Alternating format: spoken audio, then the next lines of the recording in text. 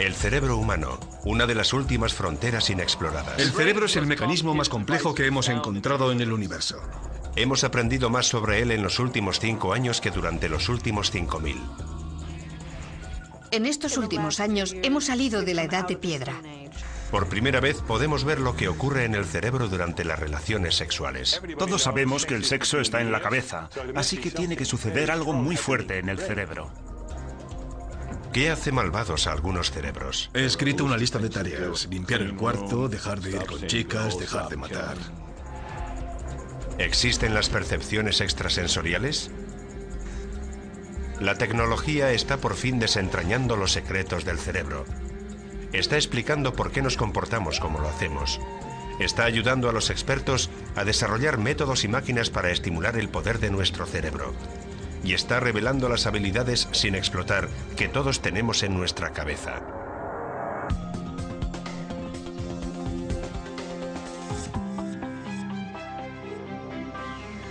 El cerebro, capítulo 1.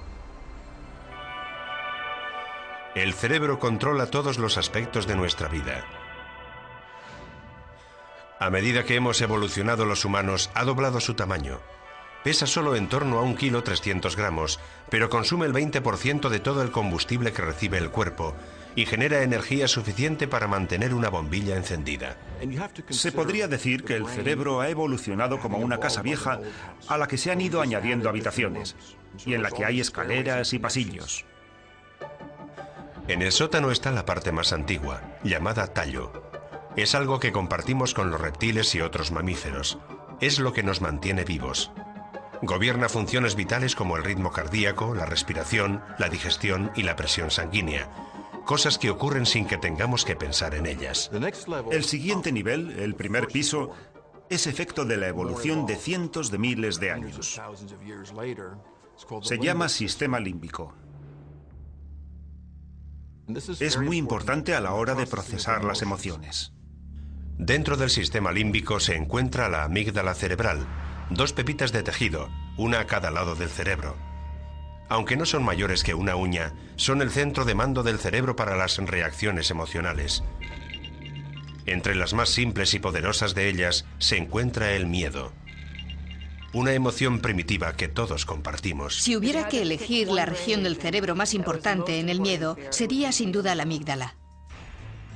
No hay mejor sitio para explorar cómo afecta el miedo al cerebro que aquí, en la sede del Comando de Operaciones Especiales de la Armada en San Diego, California. Se somete a los reclutas a un entrenamiento especial para cambiar la forma en que su cerebro reacciona al miedo.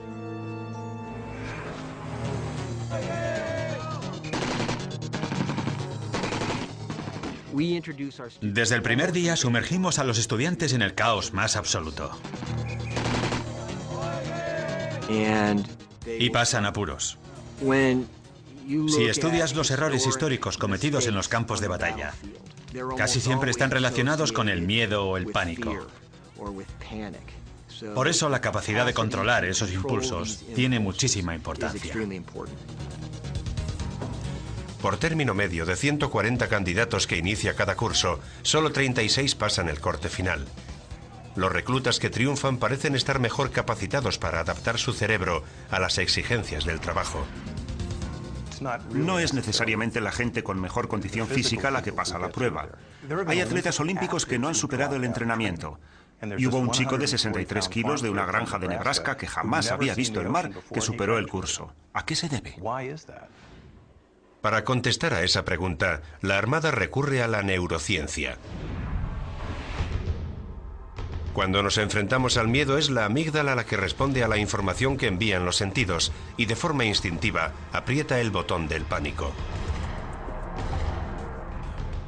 La amígdala es una de las regiones del cerebro con más interconexiones. Envía señales a zonas del tallo cerebral que generan respuestas del cuerpo. Empiezas a sudar, el corazón se acelera, puede que te quedes paralizado, puede que salgas huyendo. Este ejercicio, conocido como instrucción con caja con capucha, forma parte de los métodos de entrenamiento y es una de las formas que tiene la Armada estadounidense de preparar a los reclutas para que controlen las señales de la amígdala. Nuestros estudiantes ni ven ni oyen. El instructor prepara una situación. Se les quita la capucha a los estudiantes y deben reaccionar ante dicha situación. Cuando estás debajo de la capucha, piensas en todas las situaciones posibles con las que te puedes encontrar. A veces la respuesta correcta es rápida y letal.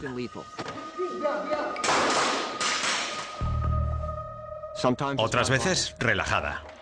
¿Sabes dónde hay una gasolinera? Es por allí. Vale, gracias. Se simulan reacciones instantáneas. Esas situaciones de alto riesgo que suceden en un instante.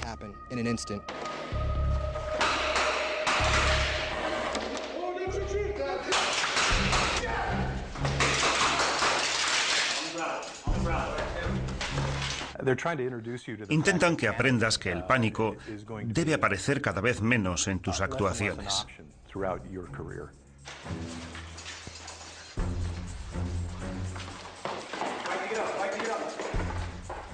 La forma correcta de efectuar el entrenamiento es exponer a la gente a situaciones que producen miedo para que se acostumbren a ellas y sepan reaccionar cuando aparezcan.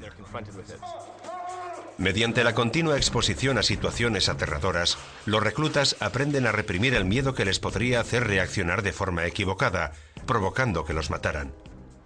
Pero ¿cómo hace eso su cerebro? Los científicos han descubierto que a medida que los humanos evolucionaban, otra parte del cerebro, llamada corteza cerebral, pasó a participar en el proceso del miedo. La parte del cerebro que más humanos nos hace es la corteza. Si la amígdala es el primer piso, la corteza es el segundo piso del cerebro. Es la capa exterior rugosa y delgada del cerebro, que se divide en 4 grupos de lóbulos.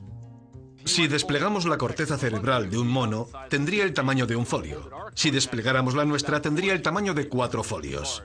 Está arrugada porque tiene que caber dentro del cráneo.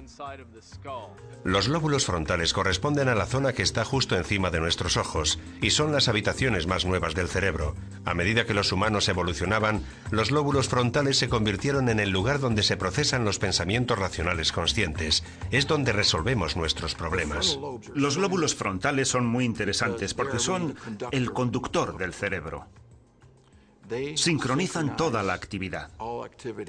Los científicos dieron un gran paso en la investigación del miedo cuando descubrieron que la información de nuestros sentidos circula hasta la amígdala casi al doble de velocidad que hacia los lóbulos frontales. La diferencia de velocidad entre las señales cerebrales supone que a menos que sepamos reaccionar por instinto a una amenaza potencial, nos quedaremos paralizados por el miedo, mientras esperamos a que los lóbulos frontales den con la respuesta adecuada. Cuando el miedo y el pánico aparecen, no sabemos qué hacer. El cerebro se queda petrificado, como un ciervo con los faros de un coche. La amígdala recibe muy rápido las señales del miedo, pero a veces se equivoca. La situación te puede indicar enseguida, no es una situación de miedo, no hay peligro. Estas señales rápidas de la amígdala se pueden controlar de forma gradual.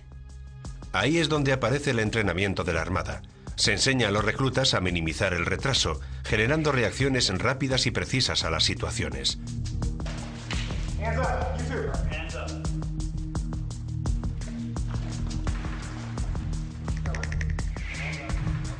Como la demanda de fuerzas especiales va en aumento, la Armada sigue desarrollando sus técnicas para entrenar el cerebro, con la esperanza de que más reclutas pasen la prueba.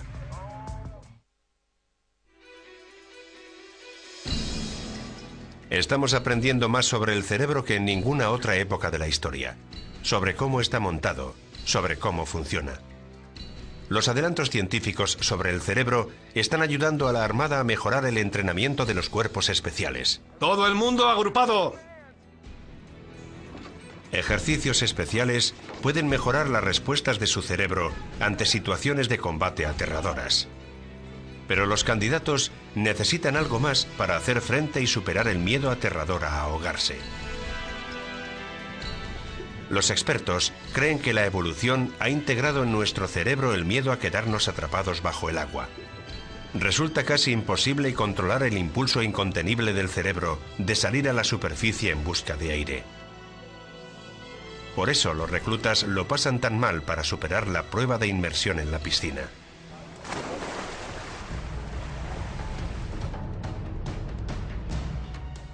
La prueba de la piscina es una pieza muy importante de su formación. Se comprueba cómo reaccionan ante el miedo bajo el agua. Se les somete bajo el agua a un hostigamiento planeado y controlado para ver cómo lo aguantan. Los reclutas deben pasar 20 minutos bajo el agua soportando continuos ataques a su equipo de respiración por parte de su instructor. La mitad del tiempo están sin aire. Se cierra la llave del aire, se retuercen los tubos para respirar y deben responder a esos problemas con unos determinados procedimientos de emergencia. Paso a paso se instruye a los reclutas para que sepan reaccionar de antemano a esas situaciones comprometidas. Deben seguir las instrucciones al pie de la letra, pero llevar a la práctica la teoría no resulta fácil. Cuando estás en el fondo, baja el instructor y te empieza a atacar. Te quita la mascarilla, te crea mucho estrés. Crean cada vez más estrés para ver cómo te desenvuelves. Cuando el recluta se empieza a quedar sin aire, la amígdala cerebral presiona el botón del pánico que le impulsa a subir a la superficie. Los lóbulos frontales deben ganar esta batalla planteada en el cerebro si quiere mantener el control. Requiere un gran esfuerzo físico. Tienes que mantener la respiración más tiempo de lo normal. Los instructores te llevan hasta el límite para ver cómo respondes. En cuanto el candidato consigue desatar los nudos que el instructor ha hecho a su espalda, este le vuelve a atacar una y otra vez. Cuanto más estrés hay, más les interesa saber cómo te las arreglas. ¿Ascenderás a la superficie, que es lo que quieres hacer, o aprovecharás el poco aire que te queda para resolver los problemas y superar la prueba? La prueba de inmersión en piscina es en la que más reclutas fallan. La Armada quiere saber qué pasa en la cabeza de los reclutas para que suceda así. No hay nada que asuste más que no poder respirar. Genera una situación de tremendo estrés.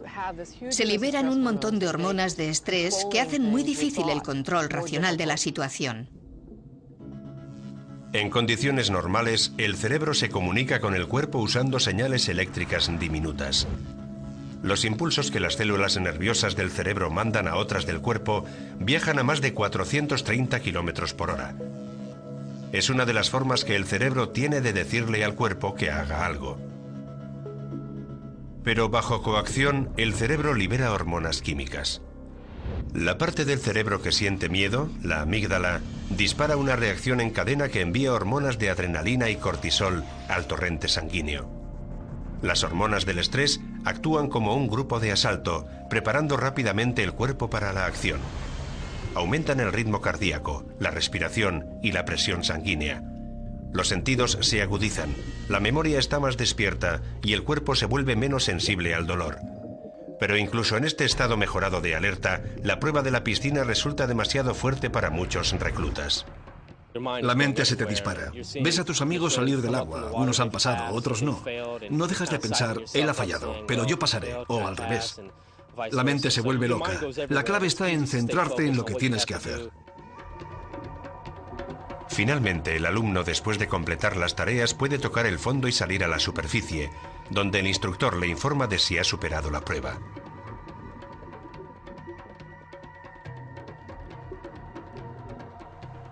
¡Estoy bien! Pocos reclutas superan la prueba a la primera. Tienen 4 intentos y en cada uno se juegan más.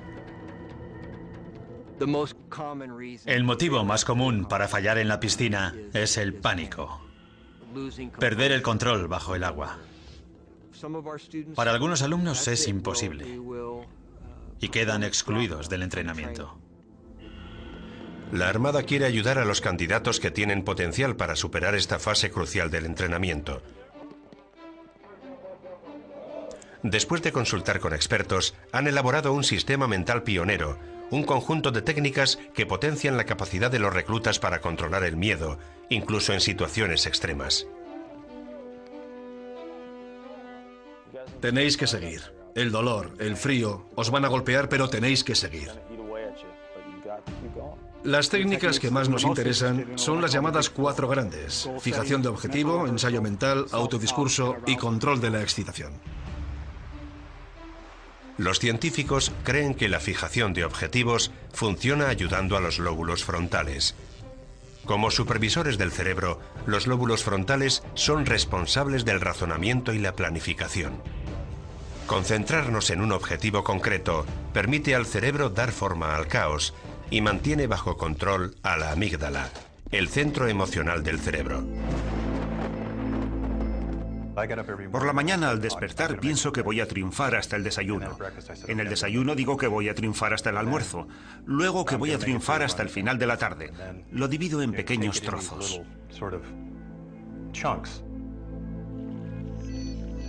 La segunda técnica es el ensayo mental o visualización. Consiste en recrear una actividad en la mente para que cuando suceda de forma real te resulte más natural.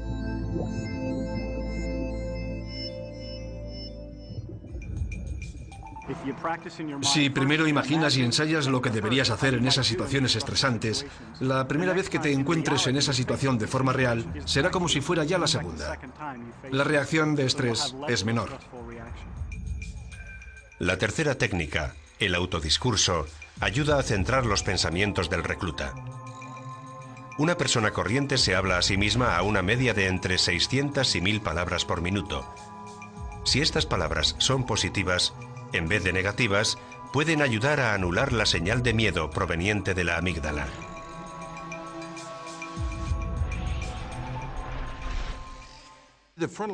Los lóbulos frontales están siempre funcionando, así que es fácil pensar en que algo es difícil, en que voy a fallar.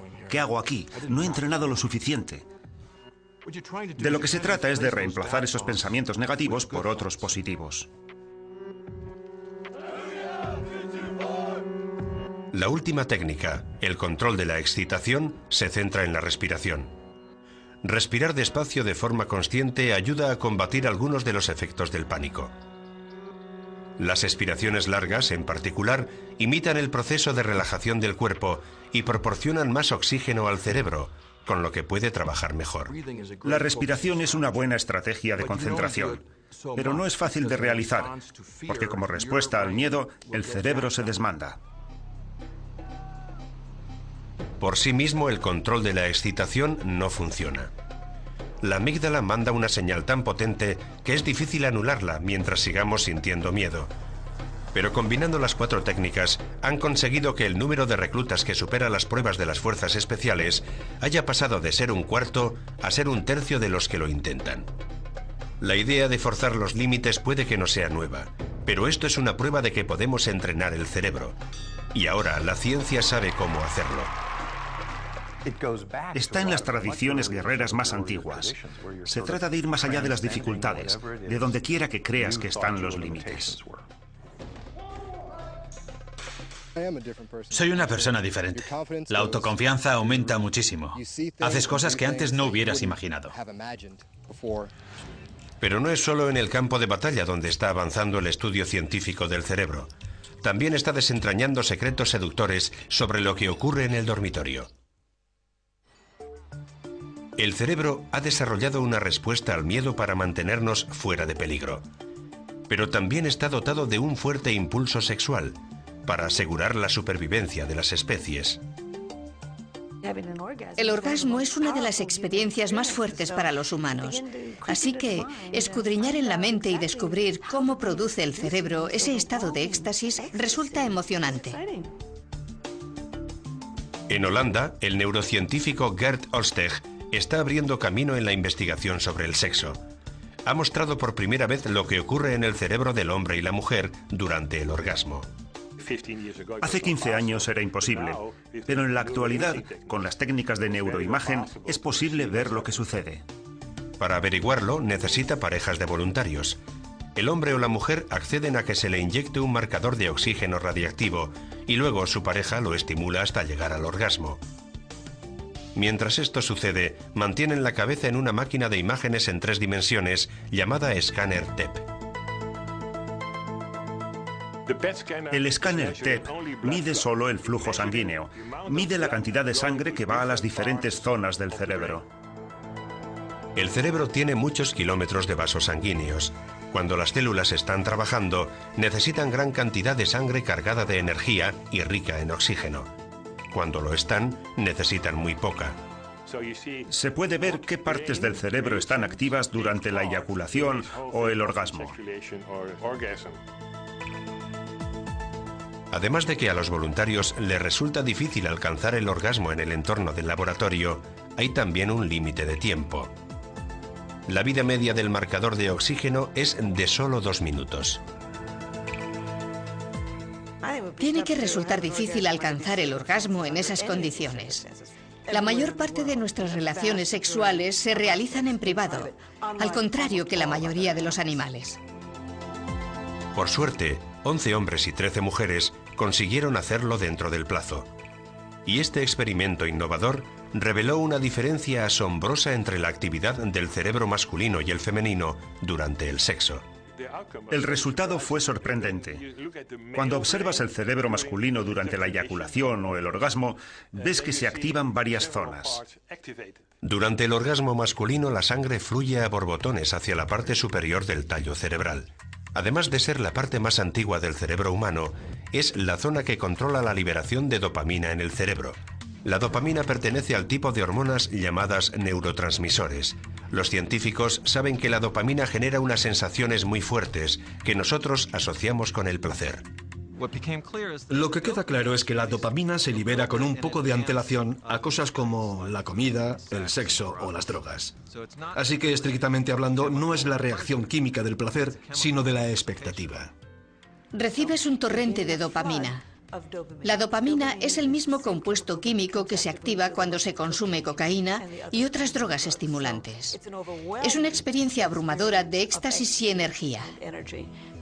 El experimento demostró que en los hombres disminuía el flujo sanguíneo en las zonas relacionadas con la ansiedad, pero otras zonas permanecían alerta. En los hombres se produce una desactivación de la amígdala, de las zonas que tienen que ver con la ansiedad o el miedo. No es sorprendente que se desactiven zonas del cerebro para que no sienta ansiedad ni miedo, para que no pienses en nada más que en el orgasmo. El Dr. Hostech descubrió que en la mujer hay una liberación similar de dopamina, pero lo que le sorprendió fue comprobar lo mucho que se colapsa el cerebro femenino durante el orgasmo. La desactivación fue el hallazgo más importante. En las mujeres, en las hembras, hubo una gran desactivación de las zonas del cerebro que tienen que ver con la ansiedad, el miedo y la vigilancia. Al parecer, las mujeres se abandonan. Las mujeres pueden llegar a perder la conciencia durante el orgasmo, los hombres no. Los expertos creen que esta diferencia entre hombres y mujeres puede tener sus orígenes en la prehistoria, cuando éramos cazadores-recolectores. Puede que haya una razón evolutiva. Durante millones de años tuvimos relaciones sexuales en las praderas de África que estaban llenas de animales peligrosos. Alguien tenía que permanecer alerta para salir huyendo o para defender al grupo. Es lógico que fueran los hombres. El cerebro femenino se desconecta más que el masculino. En pruebas futuras, el Dr. Hostech espera incrementar el tiempo durante el que puede observar lo que ocurre en nuestro cerebro durante el sexo.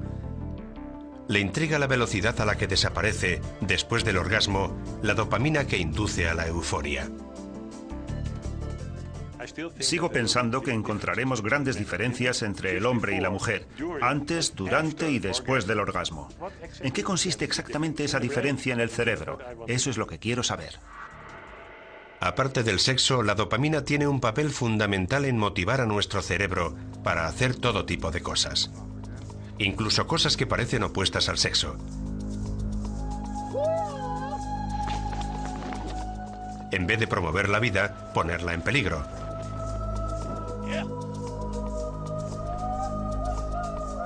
¿Por qué la búsqueda de placer lleva a estos practicantes del salto base en Moab, Utah, a querer lanzarse por un barranco? La mayoría de estos barrancos están muy arriba en la escala de peligro. Del 1 al 10 están sobre el 8. Los errores pueden ser fatídicos. Cuando saltas de una roca de 150 metros, tienes unos 6 segundos para vivir. ¿No es extremo? Sí, es realmente extremo. ¿Todos preparados? Y si es la emoción suprema para el cerebro de algunos, ¿por qué no lo es para todos? Esta sensación nos es básica para ser felices. Teniendo esta sensación, la vida vale la pena.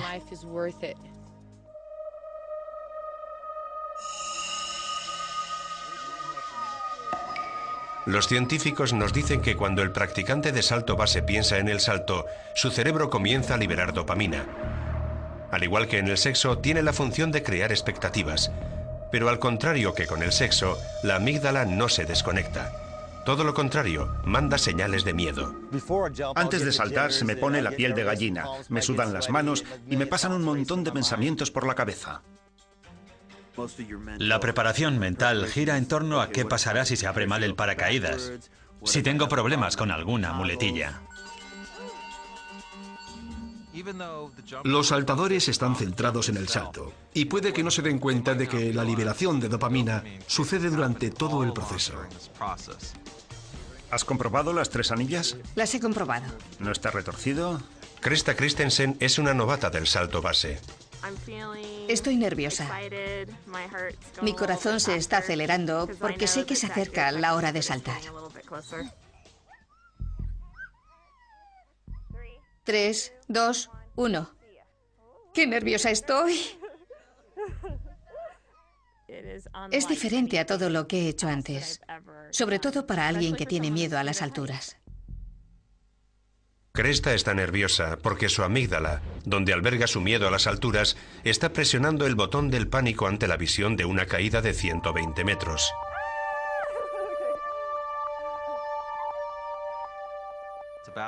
Psicológicamente está todo lo excitada que puede estar una persona. El sistema del estrés se pone en marcha. Se libera adrenalina. El corazón se acelera. Se liberan hormonas.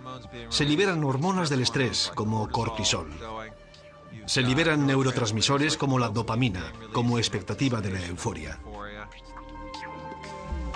Pero al mismo tiempo entran en acción los lóbulos frontales de Krista, haciendo que se plantee si lo que va a hacer está bien.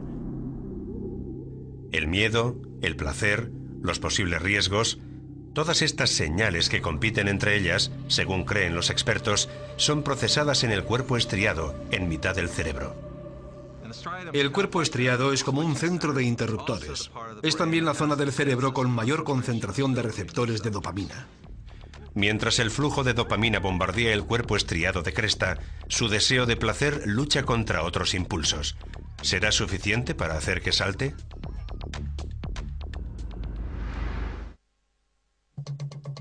Dentro del cerebro de una novata del salto base hay una batalla para tomar una decisión en la que se puede jugar la vida. ¿Lo arriesgará todo Krista por placer?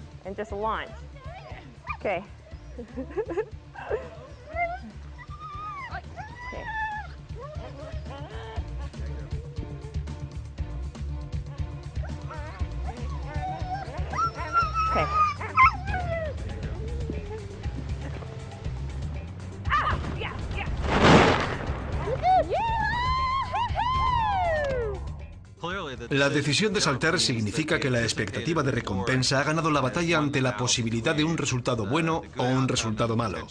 Si fuera al revés, se alejaría del barranco y se acabó.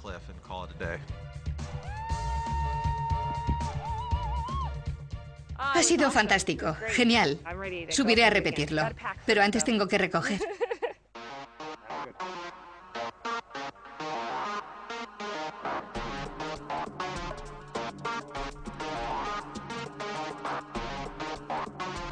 En cuanto los saltadores sobreviven a un salto potencialmente mortal, se preparan para el siguiente. Parece que tienen adicción a buscar sitios nuevos, con peligros distintos y condiciones más difíciles. Los científicos dicen que hay una razón para esto. Cuando observamos lo que ocurre en el cerebro cuando hay una exposición repetida al placer, ya sea comer, beber o incluso sexo, vemos que la liberación de dopamina es cada vez menor. Disfrutamos un poco menos. Lo que para los buscadores de emociones significa cambiar por completo de actividad o realizar una conocida corriendo cada vez más riesgos. La novedad es un buen impulsor de dopamina. El salto base mezcla los dos aspectos y maximiza la respuesta del placer. Por eso es tan adictivo. Los practicantes parecen estar de acuerdo. La emoción se mantiene haciendo cosas nuevas y diferentes. Hay gente que lo hace una vez y les parece demasiado peligroso, así que lo dejan. La mayoría sigue y lo hace al menos una vez por semana. Hay poca gente que abandone el salto base.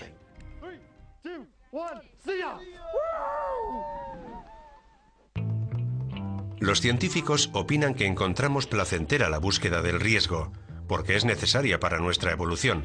Si los humanos no se arriesgaran, dicen, todavía viviríamos en cuevas. Pero les encantaría saber por qué algunas personas se arriesgan más que otras. Incluso en situaciones de la vida diaria, como en un restaurante, hay gente que siempre pide lo mismo, y otros que prueban platos nuevos, apostando a que sabrán bien. Los expertos de la Universidad Emory de Georgia se preguntan si los cerebros de algunas personas estarán preprogramados para jugar o correr más riesgos que los de otras. Han pedido a unos voluntarios que practiquen un juego de elegir opciones. El objetivo es evitar recibir una descarga en el pie. ¡Ay! Ha dolido. Cada vez que juegan, los voluntarios deben elegir entre dos opciones. Voy a elegir la primera opción. No quiero recibir una descarga.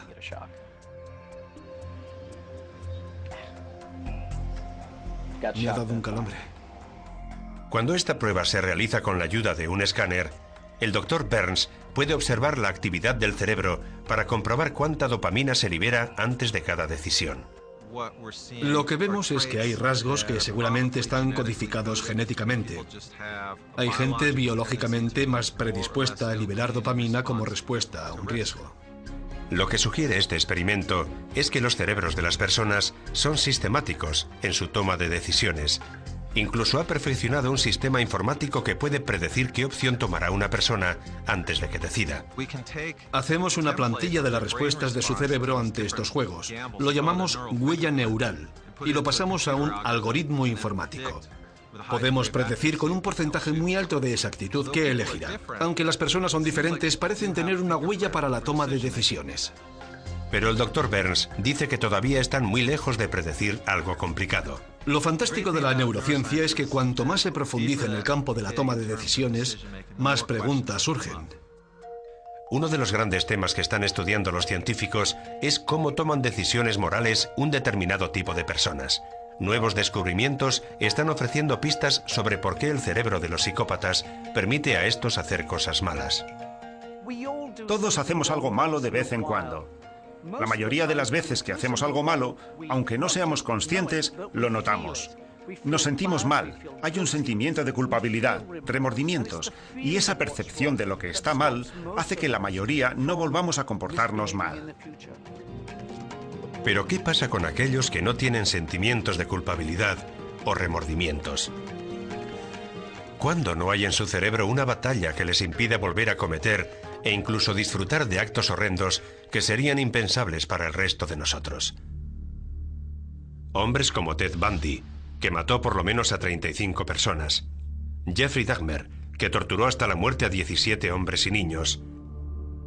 Y Joel Rifkin, que golpeó y estranguló a 17 mujeres. Los científicos están fascinados por estos auténticos arquetipos del mal. Fue el caso de Ted Bundy lo que hizo que me interesara en este campo. Ted Bundy creció en las calles. En mi juventud escuché muchas historias de por qué acabó así. Sorprendió a todo el mundo. ¿Sorprendido? No lo sé, no sabía qué esperar. Nunca había estado en la cárcel. Eran las dos cosas que más me interesaba saber. Cómo funciona el cerebro y cómo funciona en esas personas capaces de hacer cosas malas, como los psicópatas. Los estudios sugieren que una persona de cada 100 es psicópata. La mayoría no son de tipo violento, y son todavía menos los que se convierten en asesinos múltiples, pero todos tienen rasgos comunes. Ted Bundy tenía prácticamente todas las características de los psicópatas. Era simplista y superficial, era encantador. Engatusó a mucha gente e incluso se casó en la cárcel cuando ya era mayor. Nadie imaginaba que fuera capaz de matar a sangre fría. Según el Dr. Kent Keel, la característica primordial del psicópata es su falta de conciencia. Con frecuencia dicen, no sé por qué se arma tanto lío con esto. Bundy y Dahmer han muerto, Pero Joel Rifkin sigue vivo y está preso en el norte del estado de Nueva York. ¿Te sentiste culpable después de los homicidios? La verdad es que no. Hubo uno o dos que me hicieron sentir mal, pero culpable no. No me afectaron. No me preocuparon. Eso es lo triste. Lo que queremos comprender es por qué no les afecta cometer esos actos malignos y por qué sí afecta a otras personas.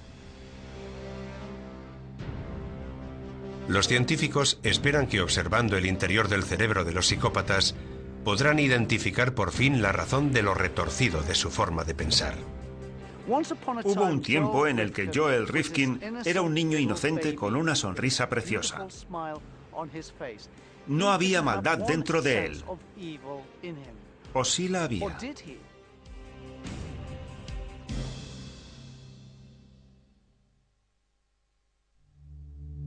¿Qué hace malvados a los cerebros? La respuesta pueden darla los innovadores experimentos que se están realizando en las cárceles de Nuevo México. Los científicos calculan que 1 de cada 20 reclusos tiene un desorden de personalidad que puede ser considerado psicopático.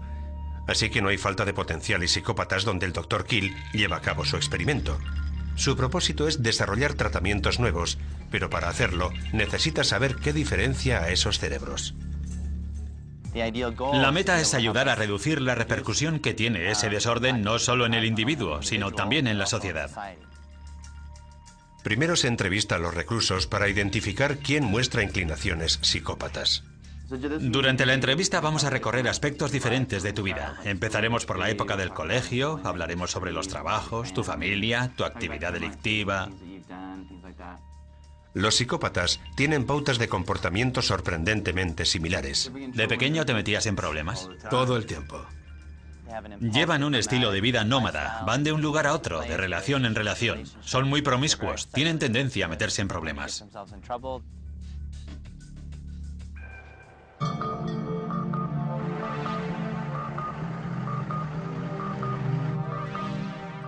A los reclusos que diagnostica como psicópatas, el Dr. Kill los envía a hacer un escáner cerebral. En la primera prueba quiere comprobar cómo reaccionan cuando cometen errores. Hemos escaneado a 300 reclusos. Así que hemos reunido la base de datos de imágenes cerebrales de psicópatas más grande del mundo. Esto es un imán. Ahora no suena mucho, pero luego hará mucho ruido. El escáner usa campos magnéticos y radioenergía para controlar el flujo de la sangre en el cerebro, mientras el interno piensa y reacciona. En este ejercicio vas a ver una sucesión de X y Ks en la pantalla. Quiero que presiones el primer botón cuando aparezca una X en la pantalla, pero no presiones cuando aparezca una K. Entendido.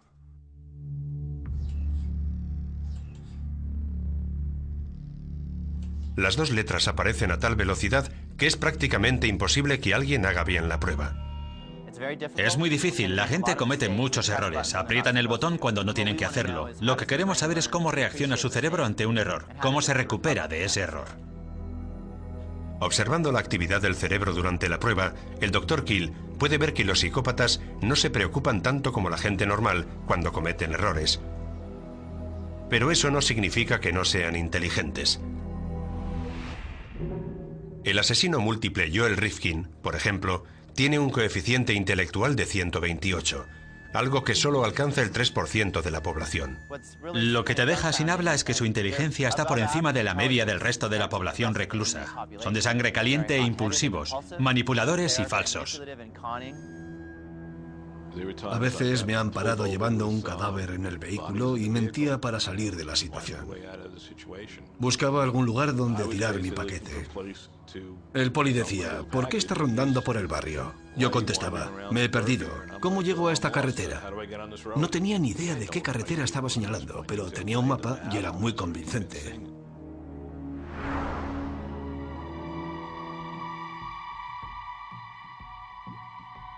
En una segunda prueba se pide a los reclusos de Nuevo México que califiquen el rechazo moral que merecen algunas fotos. Algo inmoral es una acción o una actitud que se considera mala.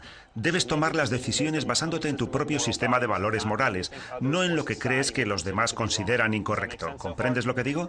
Sí. Bien. Intentamos comprender cómo procesan los internos algo que tiene un valor moral. Queremos saber si hay diferentes sistemas cerebrales que deciden si algo es inmoral o no, y si esos sistemas se han desarrollado de forma normal en los internos psicópatas. Esta investigación pionera busca demostrar lo que los científicos se han preguntado durante años: si los psicópatas tienen dañada la capacidad de razonar. Han descubierto que los lóbulos frontales, la parte más moderna del cerebro, y la amígdala, una de las partes más primitivas del cerebro, no se comunican de forma adecuada. Es más, en un estudio reciente, el doctor Adrian Rain ha descubierto que los cerebros de los psicópatas son físicamente distintos. Pudo mostrar que tienen una amígdala reducida, un 17% menor que la del resto de la gente. Esta es otra pieza crucial del puzzle para entender por qué a los psicópatas no les da miedo cometer actos malvados. Los psicópatas saben que está mal matar a alguien. ¿Pero por qué lo hacen? No tienen el concepto de moralidad. Yo no te clavaré un cuchillo porque también experimentaré dolor. Tengo empatía. Me puedo poner en tu piel.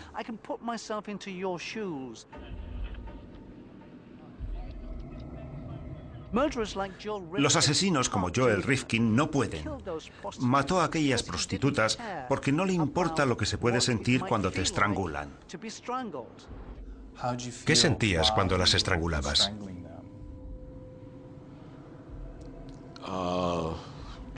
Simplemente me concentraba en hacerlo. No pensaba en mucho más. Rifkin cometió tantos asesinatos que al final era inevitable que lo cogieran. Pero ¿qué pasa con el resto de los psicópatas? Ese 1%. ¿Por qué no acaban en la cárcel? La investigación del Dr. Rain ha señalado la diferencia que hay en los cerebros de los psicópatas de guante blanco, aquellos que solo piensan en birlar los ahorros a la gente. Tienen la amígdala más pequeña, pero parece que se comunica con normalidad con los lóbulos frontales. Su capacidad de empatía es menor, pero tienen capacidad mental para ser buenos mentirosos y engañar. Los psicópatas de éxito muestran buena capacidad como directivos, buena capacidad de planificación, buena capacidad para manipular y controlar. Son personas muy despiertas y tienen un buen control del estrés. Se necesitan todas esas cualidades para engañar y manipular a la gente. Ahora que los científicos saben que los psicópatas tienen el cerebro dañado, la pregunta que surge es: ¿cuándo surge el daño? Creemos que en gran medida el sentimiento de qué está bien y qué está mal está incorporado en el cerebro. Que el nivel de moralidad del cerebro sea mayor o menor depende de antecedentes genéticos y neuronales. En otras palabras, depende de nuestros genes y de cómo se desarrolla el cerebro en el seno materno. Pero según el Dr. Rain, esa es solo la mitad de la historia. Por supuesto, no se puede descartar el entorno. Es el 50% de la ecuación. Son como las dos caras de la moneda. Influye la genética y el entorno. Si encontrar dónde residen el bien y el mal en el cerebro ha sido un desafío para los científicos, hay un misterio todavía mayor que falta por desentrañar: la memoria. Gracias a la memoria, el cerebro viaja constantemente por el tiempo, trayendo al presente fragmentos del pasado. Esta habilidad es clave en la existencia humana.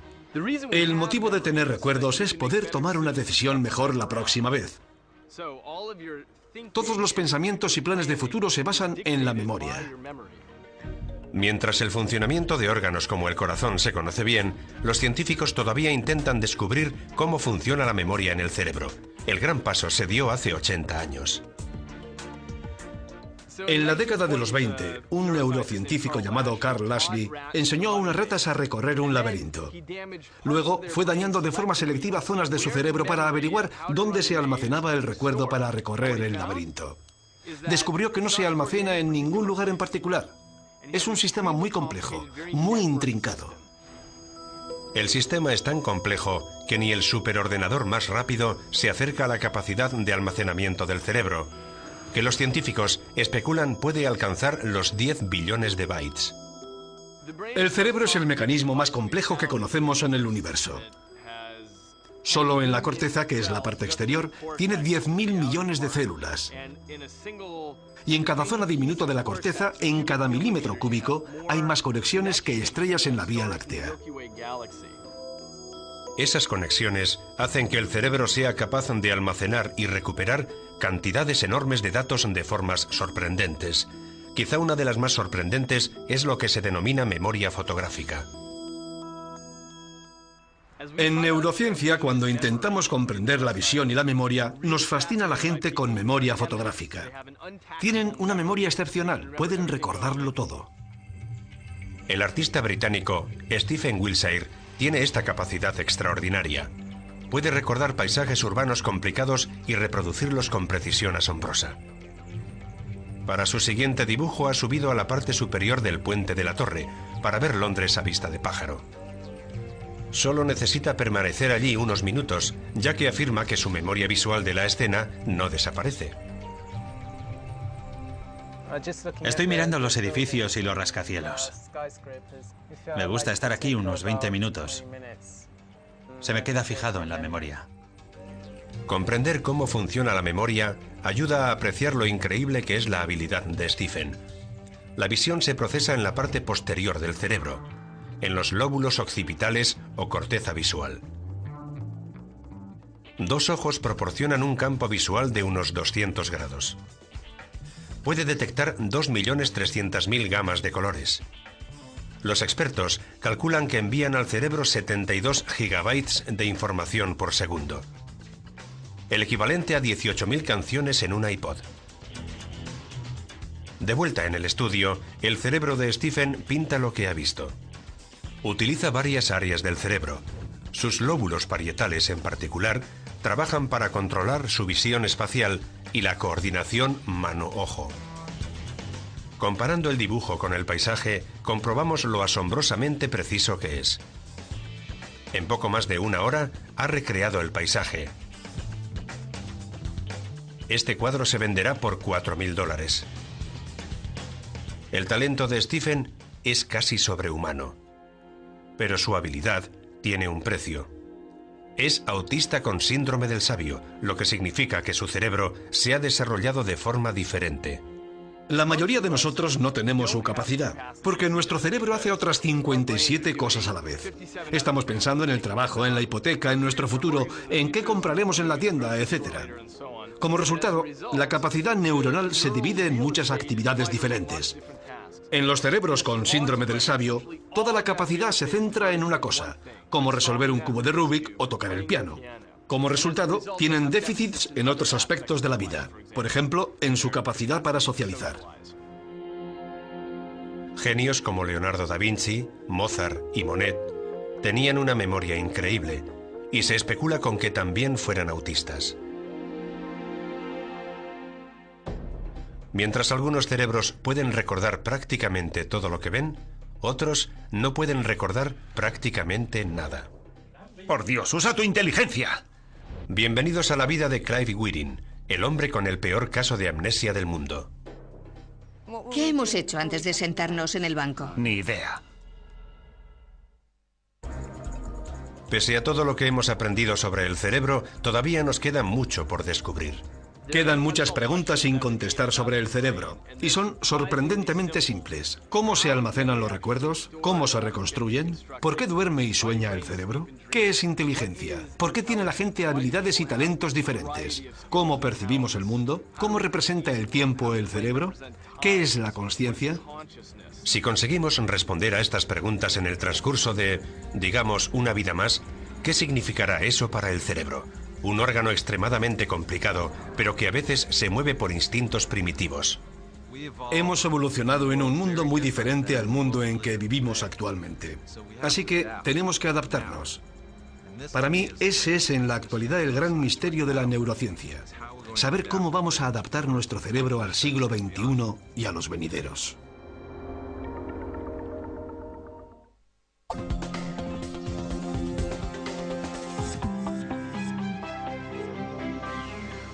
cerebro, capítulo 2.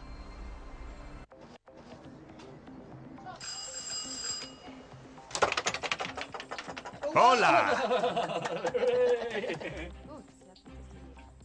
Clive Wearing ha visto a su mujer varias veces a lo largo del día de hoy. Sin embargo, cada vez que se la encuentra, es como si la viera por primera vez. Clive padece el peor caso de amnesia del mundo. Su margen de memoria es como mucho de 30 segundos. ¿Qué hemos hecho antes de sentarnos en este banco? Ni idea. ¿Conoces ese edificio? No. ¿Lo habías visto antes? No. Según él, es como el instante antes de despertar y cuando te despiertas. Un estado intermedio en el que no sabes dónde estás. ¿Recuerdas algo? Nada. ¿Nada? No, ni un sueño ni un pensamiento. Día y noche es lo mismo. ¿Siempre lo mismo? Sí, todo el rato estoy en blanco. Clive era un famoso director de orquesta y musicólogo británico, hasta que una infección viral desembocó en una encefalitis en su cerebro. Cuando la fuerte inflamación remitió, su cerebro quedó gravemente dañado. Le dejó con una memoria a corto plazo muy limitada. No guarda absolutamente ningún recuerdo de lo que le ha pasado desde que la ambulancia se lo llevó, allá por marzo de 1985. Y su memoria autobiográfica es tan ambigua que es casi inexistente. ¿Quién es este? No lo recuerdo. Mírale, ¿este es? Es mi hijo. Eso es tu hijo. Es Anthony. Sí. Y estos son sus hijos. ¿Sus hijos? Sí. Ah, ya lo entiendo. Ahora ya son mayorcitos. Los recuerdos se reparten por todo el cerebro, pero hay una zona clave para el proceso de almacenamiento y recuperación: el hipocampo, que está dentro del sistema límbico.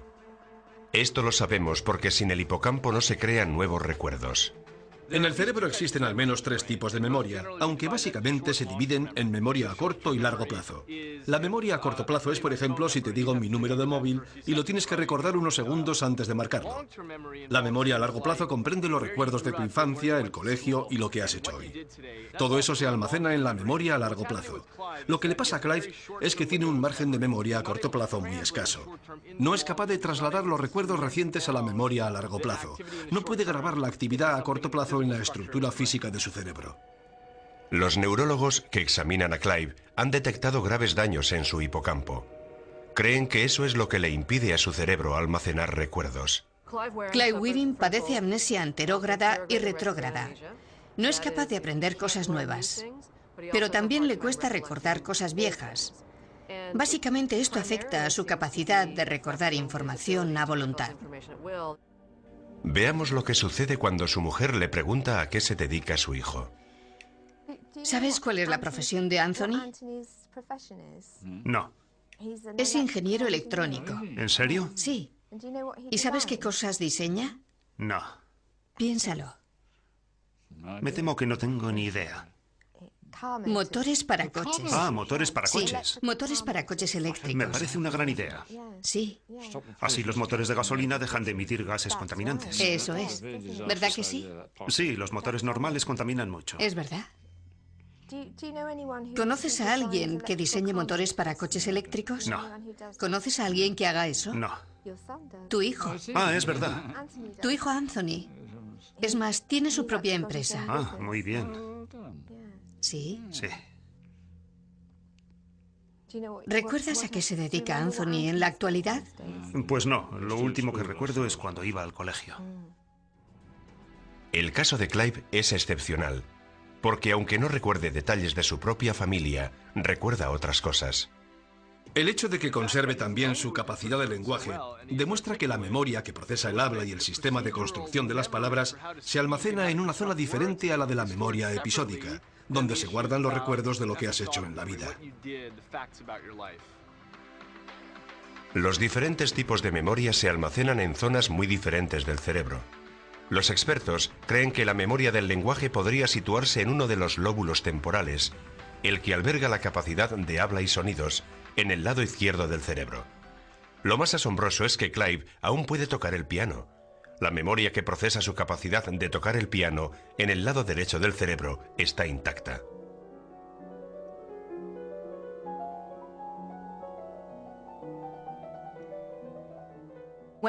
Cuando interpreta música, ahí es donde Clive recupera una rutina.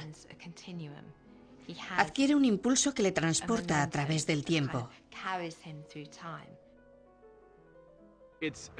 Es la prueba de que los diferentes tipos de memoria ocupan zonas muy delimitadas. ¿Sabes en qué mes estamos? No. Estamos en abril. Abril. Abril. El mes que viene es tu cumpleaños. Sí. Hoy Clive parece optimista, pero no siempre fue así. Jamás había visto esta condenada cosa. Usa tu inteligencia. Este era Clive en 1988. Llevaba 3 años amnésico y se sentía furioso y frustrado. Los primeros 10 años, Clive vivió en un mundo en el que repetía unas pocas cosas constantemente por la ansiedad, el miedo, el pánico que le producía esta situación. Cada nuevo instante que se sentía despierto se empeñaba en recogerlo por escrito. Era tan obsesivo que hasta lo escribía en la mesa, en la pared, sobre cualquier superficie disponible. ¿Cómo crees que ha llegado ahí? No lo sé, no recuerdo nada. Es tu letra. ¿Y yo qué sé? No recuerdo haber escrito nada. Tienes que haberlo escrito tú. Las páginas de su diario están llenas de exclamaciones y palabras tachadas. Pero con el tiempo su ira se apaciguó. Al cabo de 14 o 15 años empezó a cambiar. Empezó a recordar las cosas más tiempo. Su carácter mejoró. Débora atribuye este cambio a su fe y sus plegarias. Los científicos tienen su propia explicación. Sabemos que el cerebro cambia físicamente. Lo llamamos maleabilidad. Está constantemente reescribiendo sus propios circuitos. Los niños tienen un cerebro extremadamente maleable. Por eso tienen tanta facilidad para aprender nuevos idiomas o tocar instrumentos musicales. Lo que hemos descubierto ahora es que el cerebro humano adulto es mucho más maleable de lo que creíamos antes. Cuando una persona sufre daños cerebrales, otras zonas del cerebro pueden entrar en funcionamiento y asumir las funciones defectuosas. Débora se preguntaba si Clive necesitaba su diario. Cada vez que repasaba el texto de días, semanas o incluso meses antes y veía que había escrito lo mismo una y otra vez, se alteraba mucho. Así que dijimos, bueno, se lo quitamos y a ver si lo echa de menos. Ante la sorpresa de todos, después de 23 años escribiendo su diario cada día, Clive no lo reclamó. Al parecer se había pasado la necesidad compulsiva de registrar cada instante. Los científicos han aprendido mucho acerca de la memoria estudiando el caso de Clive, pero también han obtenido valiosa información sobre otras funciones cerebrales que contribuyen a la identidad de una persona. Se suele decir que los recuerdos forjan nuestro carácter, pero comprobé que no es así. Gracias a Dios el carácter de Clive está intacto. ¿Te apetece un café? Oh, me encantaría, sería estupendo. Sabía que te gustaría. Es simpático y también muy piadoso. El camino hacia el cielo en la tierra. No sabe nada de sí mismo, pero es el Clive de siempre. No ha cambiado. Cuanto más sabemos sobre el cerebro, más averiguamos sobre todas las facetas de nuestra vida, entre ellas los deportes profesionales.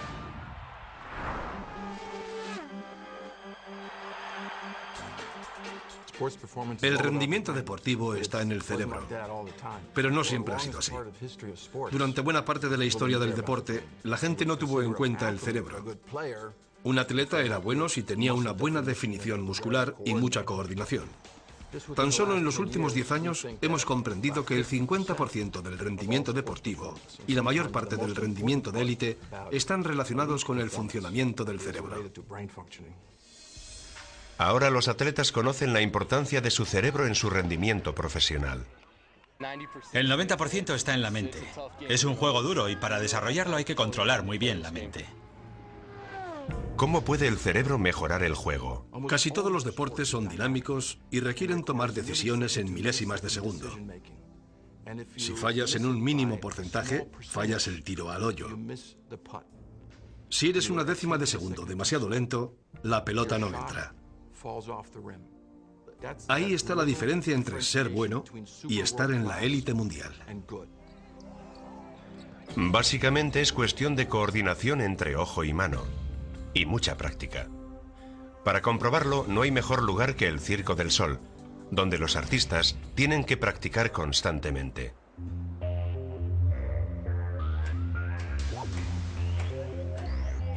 Utilizamos nuestros lóbulos frontales para aprender a llevar a cabo una actividad, pero la zona del cerebro que más se beneficia de la práctica es el cerebelo, en la parte posterior. Es como si el cerebro fuera una mansión vieja a la que se le van añadiendo nuevas habitaciones. El tronco del encéfalo fue lo primero en desarrollarse. Después vino el cerebelo. Es la parte primitiva del cerebro. Digamos que es el sótano del edificio. Es el responsable del movimiento, la compleja secuencia de los movimientos. El cerebelo emite señales a las 100.000 millones de células nerviosas de nuestro cuerpo, que a su vez dicen a los músculos lo que tienen que hacer. El lóbulo frontal controla la actividad, pero casi siempre se inhibe y permite al cerebelo y al resto del cerebro que se impliquen en ese comportamiento que se ha llevado a cabo una y otra vez. Según los científicos, los lóbulos frontales simplemente no pueden mantener el ritmo de procesamiento de la información necesario para ejecutar habilidades de alto nivel. Y ahí es donde entra en juego el cerebelo, con su memoria de procedimiento, la misma que Clyde Witting emplea para tocar el piano. Es como si entraras en un archivador y cogieras una memoria motriz con la que ya has practicado. Ahora los expertos saben por qué la práctica perfecciona la acción. Cuando más se practica, el cerebelo sabe mejor qué nervios y músculos debe accionar. En psicología deportiva hay quien dice que se necesitan 10.000 horas de práctica para alcanzar el nivel de capacidad pericial. Semejantes niveles de capacidad pueden crear una memoria dentro del propio músculo que conduzca una secuencia de contracciones y relajaciones, pero el cerebro sigue siendo esencial. Si hay daño cerebral, la actividad es mínima. Por supuesto, se necesita un cuerpo intacto, una fisiología que funcione bien. En baloncesto es mejor ser alto. En hípica es mejor ser bajo. Pero todos esos atletas tienen un cerebro que han de sincronizar con la actividad deportiva. Pero aparte de la práctica y de tener el cuerpo adecuado, el cerebro desempeña otro importante papel en el deporte. Imaginémonos un halterófilo que intenta levantar un montón de peso. Tiene que estar muy musculado. Los Navy SEALs utilizan técnicas de respiración para calmarse, mientras que los atletas necesitan modificar su nivel de excitación. Los científicos deportivos denominan este proceso excitación modulada. La excitación modulada es como el mando del volumen del cerebro. De nuevo es la amígdala en el sistema límbico la que controla nuestra respuesta emocional. En este caso nos mentaliza para competir. En un estado anterior de evolución, el hombre debía prepararse mentalmente para la caza.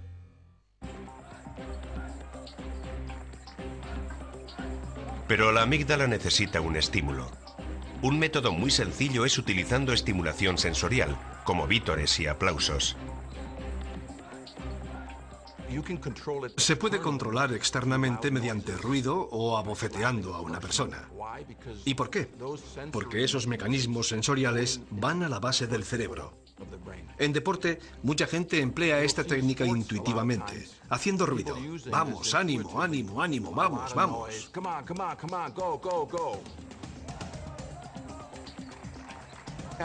Los atletas tienen que colocarse en sus puestos cuando empieza el partido.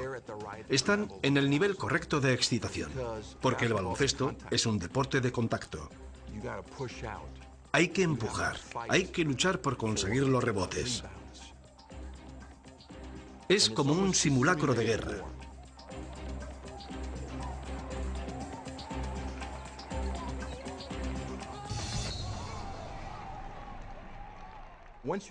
Una vez alcanzado un alto nivel de excitación, si tienes que bajar, es tan difícil como subir.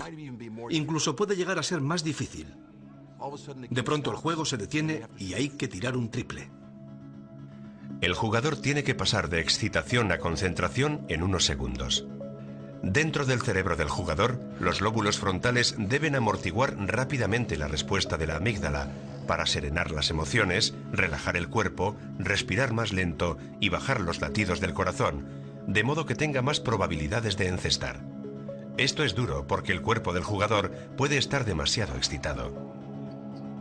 O los lóbulos frontales pueden estar condicionados por otros pensamientos nerviosos, como el miedo al fracaso. Si estos pensamientos son lo bastante intensos, pueden influir sobre el sistema límbico y provocar una reacción de temor. Esto dificultaría mucho concentrarse en ejecutar bien una acción compleja. Los expertos llaman a esta situación ansiedad ejecutoria.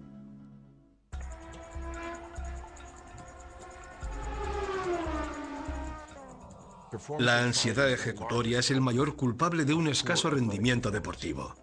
El atleta de éxito mantiene un control total sobre esto.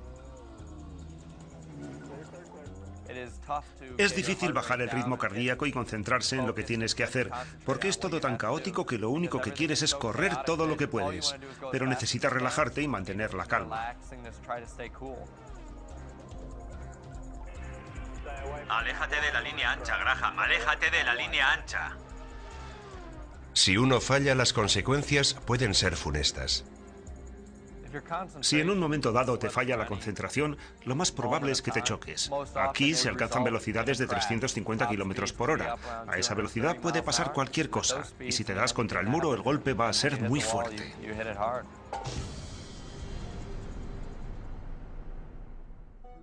En pocos deportes se aprecia la ansiedad ejecutoria mejor que en el golf. A la gente le encanta el golf porque un deportista de élite mundial puede fallar un hoyo a medio metro y con ello perder un torneo importante y cientos de miles de euros. El tiro requiere un volumen de actividad mínimo, un pequeño movimiento motriz, y seguramente los lóbulos frontales deban ser desactivados. Sabemos que Tiger Woods es capaz de hacerlo porque lo ha hecho muchas veces. Pero ¿qué pasa en su cerebro para que pueda colar la bola en el hoyo?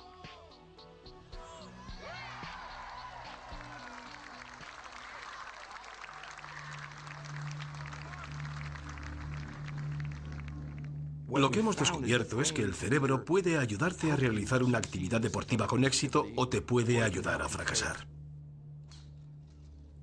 Y creemos que Tiger Woods ha encontrado una forma de tener éxito la mayor parte de las veces por su capacidad para modular su propio funcionamiento cerebral. Los científicos no pueden escanear el cerebro de Tiger Woods cuando está en acción. Para ello tendría que estar tumbado sin moverse, con lo que no podría jugar al golf. De modo que tienen que hacer conjeturas lógicas. Parpadea muy poco durante un tiro. Por eso creemos que su nivel de ansiedad es muy bajo. Normalmente el parpadeo está relacionado con la ansiedad.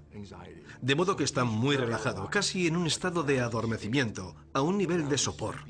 Sin embargo, es capaz de concentrarse lo suficiente en su tarea.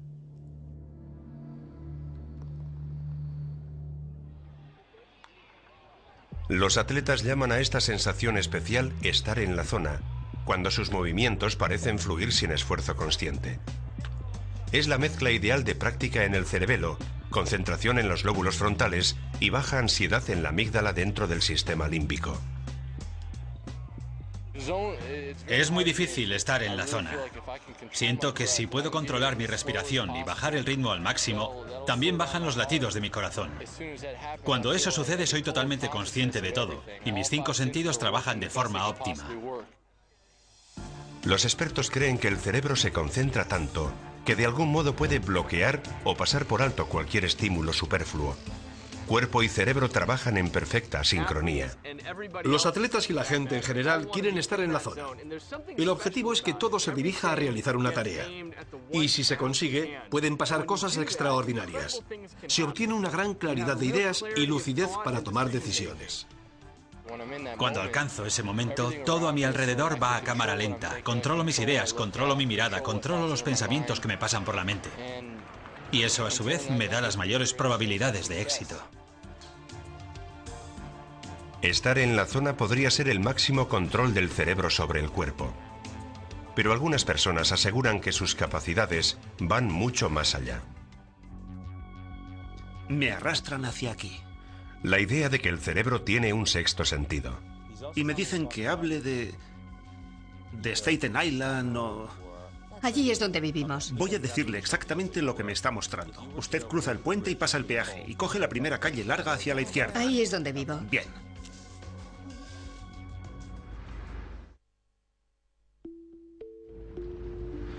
Nuestros 5 sentidos son la ventana que abre nuestro cerebro al mundo exterior. Percibimos señales por la piel, los ojos, la nariz, la boca y los oídos.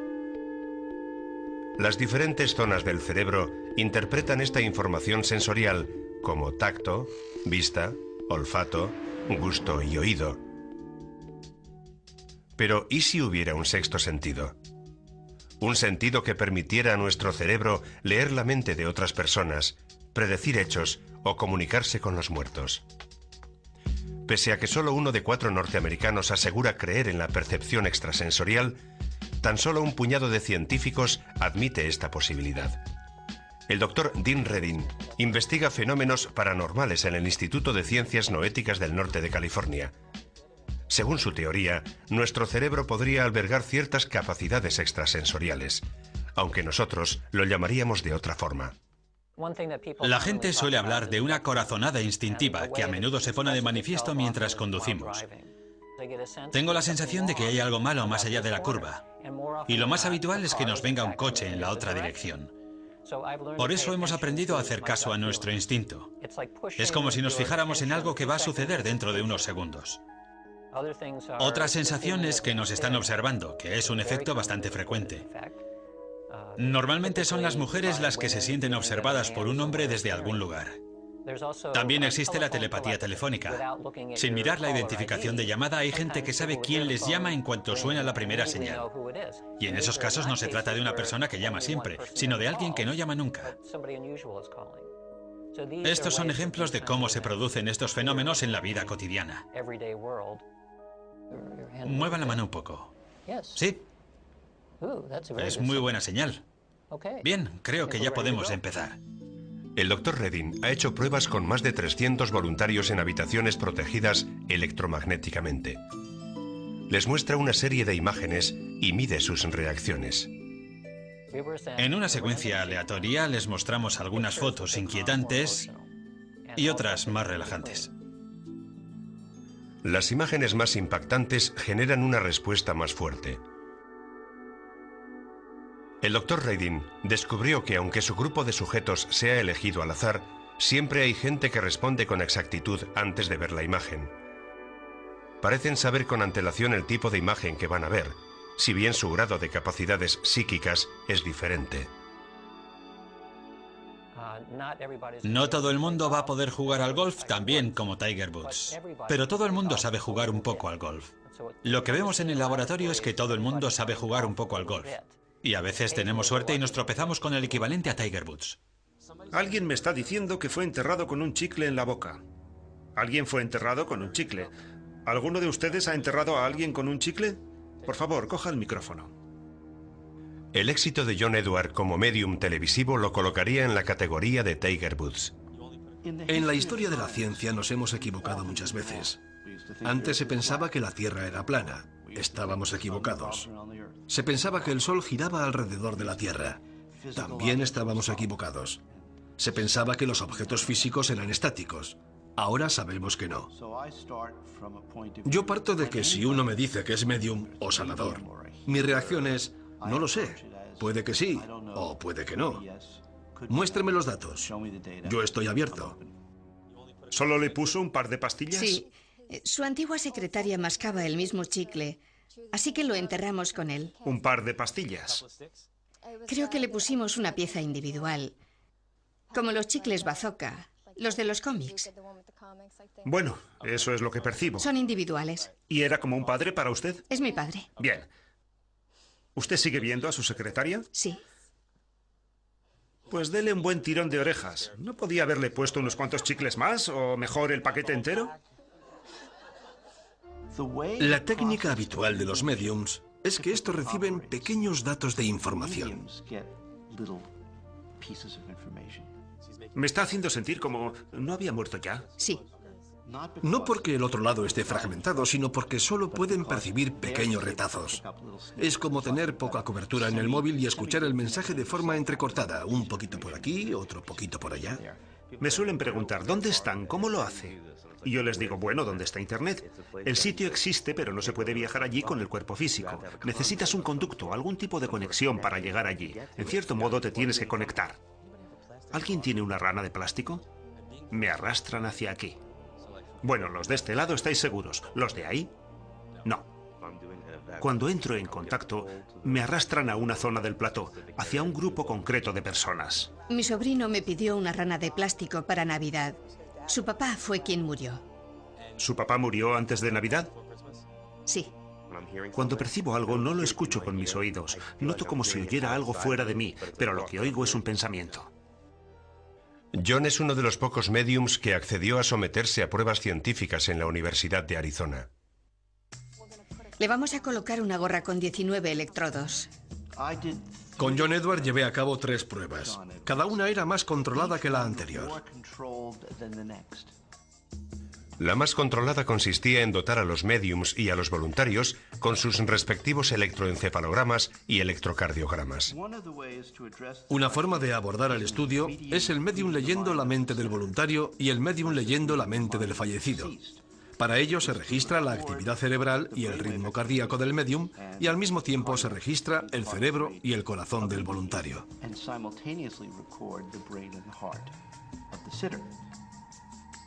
El médium nunca tiene contacto con el voluntario.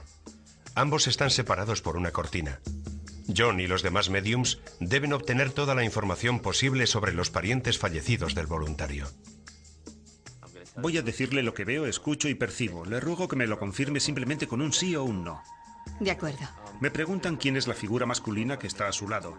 Esa figura masculina podría ser un marido o un hermano que ha pasado a mejor vida, ¿lo entiende? Sí. Bien, en realidad son 2 o 3. En más de una ocasión he estado con gente y no he percibido nada. No ha habido ninguna reacción. Me preguntan por qué pasa esto y yo les digo, no lo sé, tal vez sea yo, no lo sé. Respuesta 0. Pero a veces John obtiene información precisa.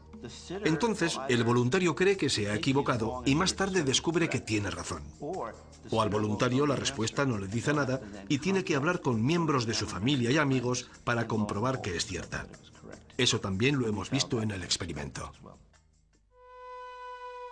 La precisión de John es de entre un 80 y un 90%. Las máquinas de control demostraron que sus ondas cerebrales y latidos cardíacos no imitaban a los del voluntario.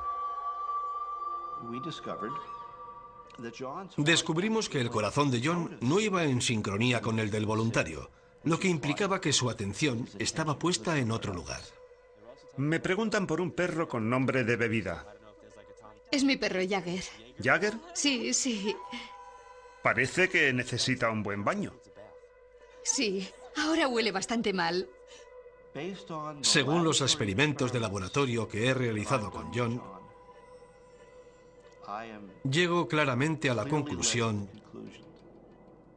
de que es un auténtico medium. Los llamados experimentos en el más allá siguen siendo motivo de polémica en la comunidad científica, en parte porque suscitan más preguntas que respuestas. Actualmente no tenemos una respuesta científica a lo que hacen los verdaderos mediums como John. La hipótesis que manejamos en el laboratorio es que todos poseemos energía. Esta energía permanece como la luz de las estrellas lejanas. Y lo que hace John y otros más es utilizar su cerebro y conciencia como antena y receptor. Lo que hacen es sintonizar con las señales existentes, mantienen bajo el nivel de ruido y reciben estas sutiles señales.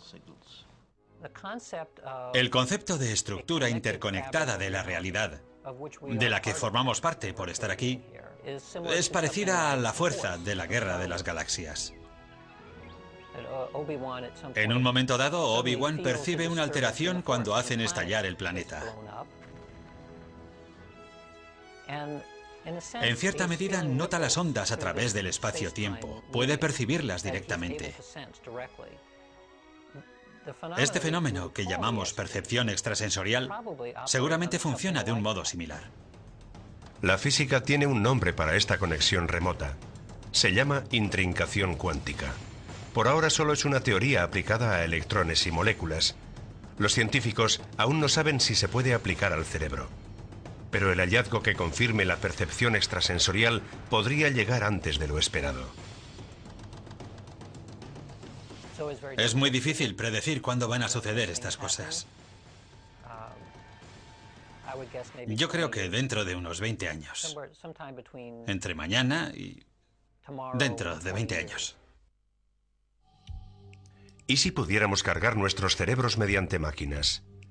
Y dar el siguiente salto evolutivo en una sola generación, en lugar de miles de años. La semisecreta Agencia de Proyectos de Investigación Avanzada en Defensa, en inglés DARPA, financia programas cuyo objetivo es la innovación radical. Su misión consiste en crear una tormenta de ideas científicas para los estamentos de la seguridad nacional.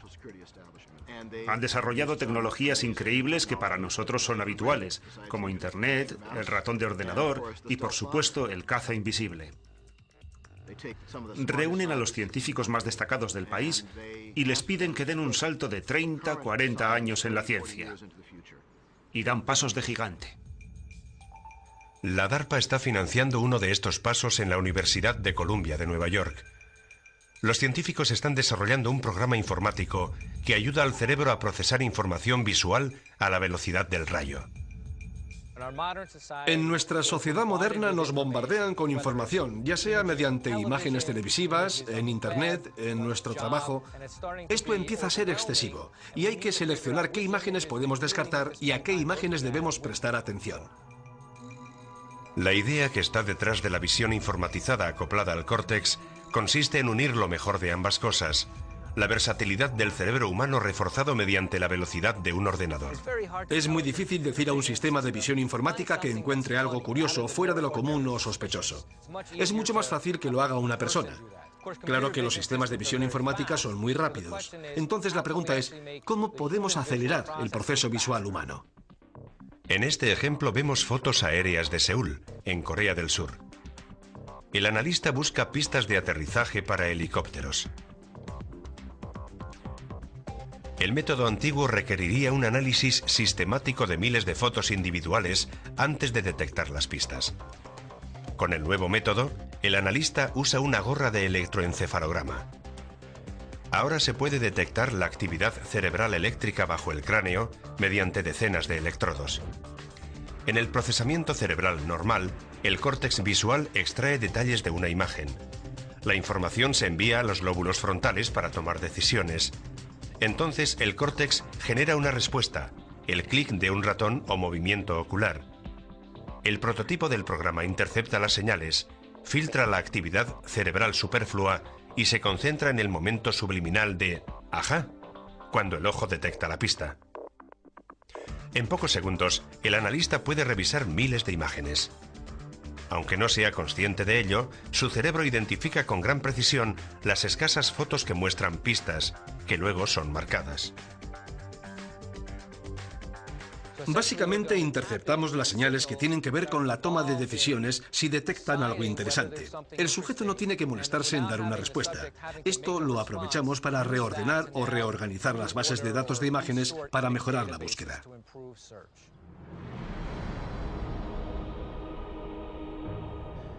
Esta tecnología de visión mejorada ayuda al analista de imágenes a trabajar hasta 4 veces más rápido. Se podría adaptar para ayudar a los pilotos a tomar mejores decisiones en fracciones de segundo, o para mejorar la selección de grabaciones de seguridad de la policía o personal de seguridad. También hay posibilidades más allá de la defensa y el espionaje.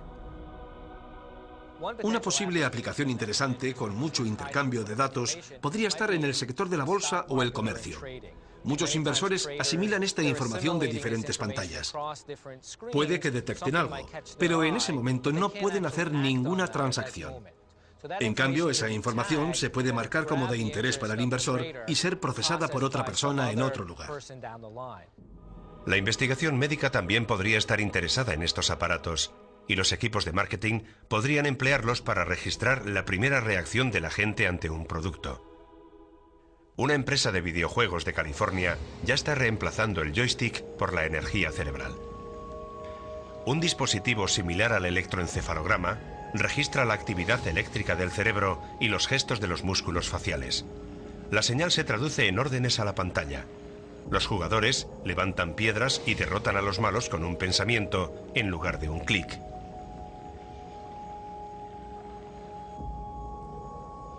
Las futuras posibilidades del implante de asistentes de datos personales es delirante. A medida que envejecemos nos preocupa la torpeza para recordar rostros y nombres, pero encontraremos modos de compensar la pérdida de memoria natural.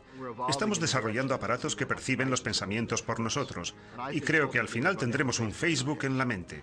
A esas alturas será difícil ver dónde acaba el ser humano y dónde empieza la tecnología.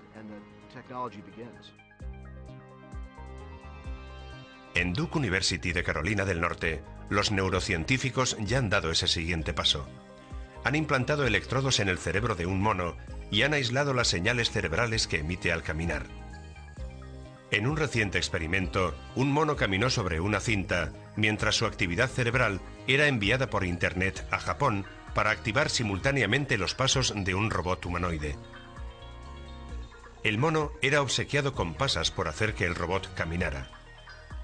Entonces desconectaron la cinta. En su deseo por lograr más pasas, el mono mantuvo al robot caminando usando solo sus pensamientos. En la Universidad de Pensilvania se ha producido un descubrimiento similar.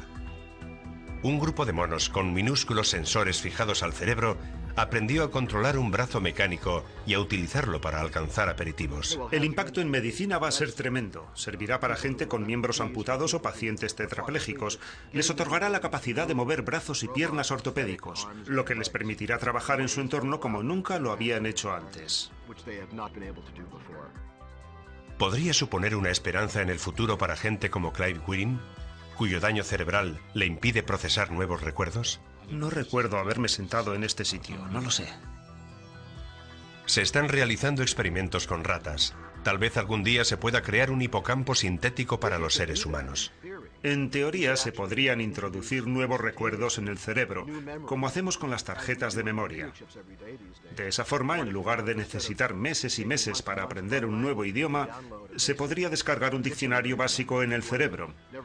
O en lugar de llevar una guía turística cuando viajamos a lugares nuevos y tener que pararnos en medio de la acera para consultar el mapa cada pocos minutos, podríamos descargarnos un plano básico de esa ciudad en el cerebro para saber dónde se encuentran los monumentos que buscamos. Se están elaborando drogas para soldados de combate que les permitiría estar despiertos durante 2 o 3 días seguidos sin efectos perniciosos. Se cree que unas nuevas sustancias químicas llamadas ampaquinas ayudan al glutamato, un neurotransmisor, a rendir mejor en un cerebro fatigado. Esto mejoraría la memoria, el aprendizaje y el conocimiento. Podrían acabar siendo de uso diario. Tradicionalmente la falta de sueño te inclina a cometer errores. Creo que seremos capaces de solucionar este problema. Los obreros que trabajan en turnos de noche podrían prescindir del sueño y rendir muy bien. O los estudiantes que preparan exámenes. O gente que viaja a otras zonas horarias por motivos de trabajo. En un futuro cercano los científicos esperan perfeccionar el escáner cerebral portátil. Unos diodos de luz, colocados en una banda, reflejan la luz sobre los lóbulos frontales para detectar actividad cerebral. Esta información se podría introducir en un dispositivo del tamaño de un mazo de cartas. En lugar de estar quieto en una gigantesca máquina de resonancia magnética, los portadores podrían ver lo que les pasa por la mente cuando practican un deporte, por ejemplo. Seremos capaces de leer la mente de superatletas como Federer, Agassi o Tiger Woods y comprobar que no necesariamente son diferentes en anatomía, pero funcionalmente difieren en su modo de procesar la información. También se puede aplicar esta nueva tecnología para ayudar a los atletas a mejorar su rendimiento o aprovecharlo al máximo. Esta tecnología todavía está en sus comienzos. Desde hace menos de 20 años su uso está muy extendido. Si lo comparamos con los más de 100 años de uso de los rayos X, el límite es nuestra imaginación. Las imágenes que obtenemos actualmente del cerebro, aunque parezcan impresionantes, son muy vastas. Son bastante generales, pero se podría llegar a obtener imágenes más profundas del cerebro, con un granulado más fino, prácticamente a nivel molecular. Estaría bien. Creo que esa es la próxima frontera del escáner cerebral. Hemos aprendido mucho acerca del cerebro, pero aún nos queda mucho por descubrir. Quedan muchas interrogantes en torno al cerebro, y son sorprendentemente sencillas. ¿Cómo se almacena la memoria? ¿Cómo se reconstruye? ¿Por qué duerme y sueña el cerebro? ¿Qué es la inteligencia? ¿Por qué la gente tiene diferentes habilidades y talentos? ¿Cómo percibimos el mundo? ¿Cómo representa el cerebro el tiempo? ¿Qué es la conciencia? Si logramos responder a estas preguntas en el curso de la próxima generación, ¿qué implicaría esto para el cerebro? Un órgano tan complejo, pero a menudo guiado por instintos tan primitivos. Hemos evolucionado en un mundo muy diferente al mundo en el que hoy vivimos. Ahora tenemos que adaptarnos. Para mí, este es el gran misterio de la neurociencia. ¿Cómo vamos a adaptar nuestro cerebro al siglo XXI y más allá?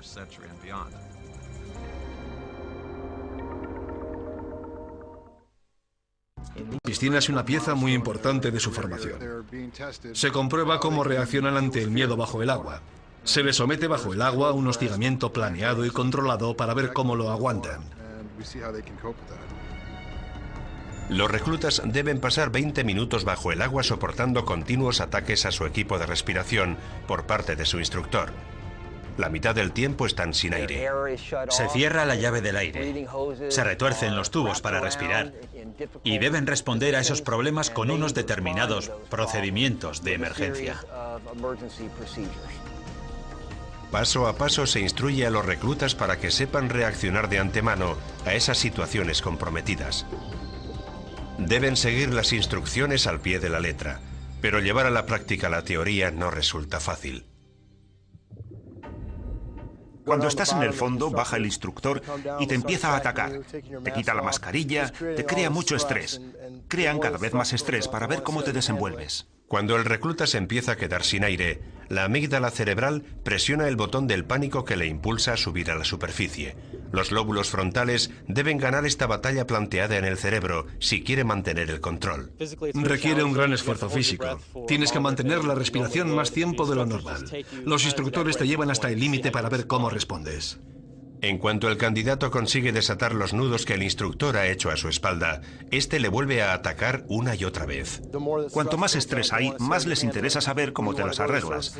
¿Ascenderás a la superficie, que es lo que quieres hacer, o aprovecharás el poco aire que te queda para resolver los problemas y superar la prueba? La prueba de inmersión en piscina es en la que más reclutas fallan.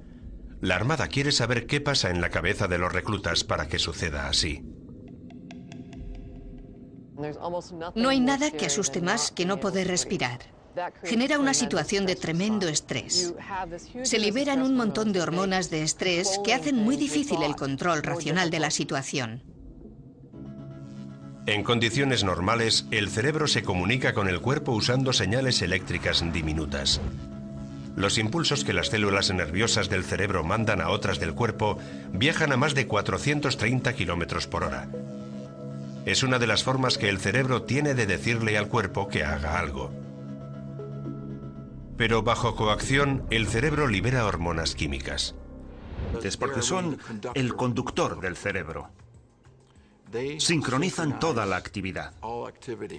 Los científicos dieron un gran paso en la investigación del miedo cuando descubrieron que la información de nuestros sentidos circula hasta la amígdala casi al doble de velocidad que hacia los lóbulos frontales. La diferencia de velocidad entre las señales cerebrales supone que a menos que sepamos reaccionar por instinto a una amenaza potencial, nos quedaremos paralizados por el miedo, mientras esperamos a que los lóbulos frontales den con la respuesta adecuada. Cuando el miedo y el pánico aparecen, no sabemos qué hacer. El cerebro se queda petrificado, como un ciervo con los faros de un coche.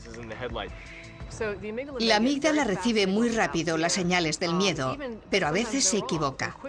La situación te puede indicar enseguida, no es una situación de miedo, no hay peligro. Estas señales rápidas de la amígdala se pueden controlar de forma gradual. Ahí es donde aparece el entrenamiento de la Armada. Se enseña a los reclutas a minimizar el retraso, generando reacciones rápidas y precisas a las situaciones.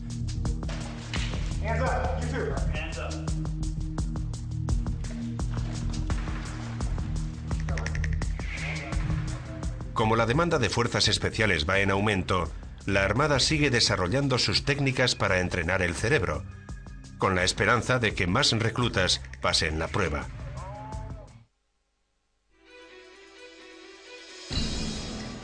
Estamos aprendiendo más sobre el cerebro que en ninguna otra época de la historia, sobre cómo está montado, sobre cómo funciona. Los adelantos científicos sobre el cerebro están ayudando a la Armada a mejorar el entrenamiento de los cuerpos especiales. ¡Todo el mundo agrupado! Ejercicios especiales pueden mejorar las respuestas de su cerebro ante situaciones de combate aterradoras. Pero los candidatos necesitan algo más para hacer frente y superar el miedo aterrador a ahogarse. Los expertos creen que la evolución ha integrado en nuestro cerebro el miedo a quedarnos atrapados bajo el agua. Resulta casi imposible controlar el impulso incontenible del cerebro de salir a la superficie en busca de aire. Por eso los reclutas lo pasan tan mal para superar la prueba de inmersión en la piscina.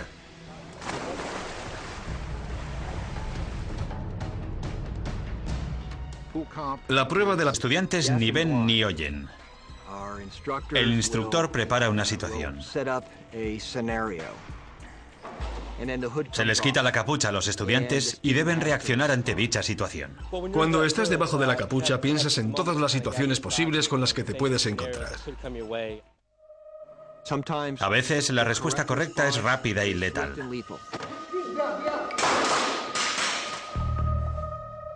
Otras veces, relajada. ¿Sabes dónde hay una gasolinera? Es por allí. Vale, gracias.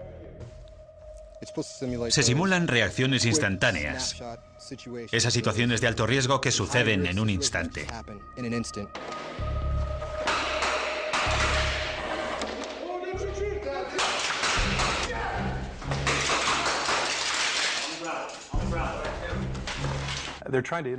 Intentan que aprendas que el pánico debe aparecer cada vez menos en tus actuaciones.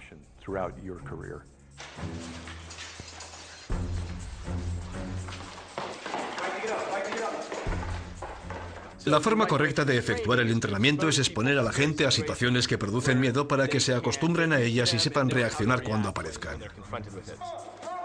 Mediante la continua exposición a situaciones aterradoras, los reclutas aprenden a reprimir el miedo que les podría hacer reaccionar de forma equivocada, provocando que los mataran.